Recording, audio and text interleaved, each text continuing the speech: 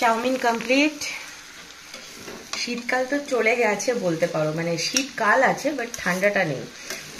কিন্তু ছেলেটার একটু ঠান্ডা ঠান্ডা লেগেছে, তাই তার ডিমান্ড হয়েছে মাম্মা আমাকে একটুখানি ওই মানে পাতি চাউমিন যেটাকে বলে না, আলু দিয়ে ডিম দিয়ে বাদাম দিয়ে, তো সেটা করে খাওয়া।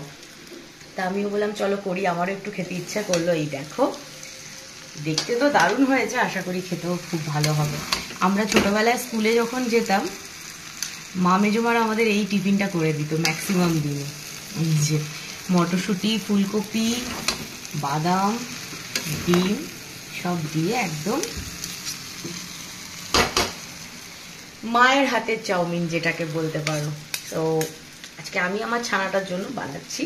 তোমাদের কাদের কাদের ভালো লাগে অবশ্যই কমেন্ট করে জানিও। আমার কিন্তু ওই রেস্টুরেন্টের নুডলস বা ওইরকম চাইনিজ অথেন্টিক টাইপের যখন বানাই, সেটার যা টেস্ট যেরকম লাগে তার থেকে এটা অনেক বেশি ভালো লাগে খেতে।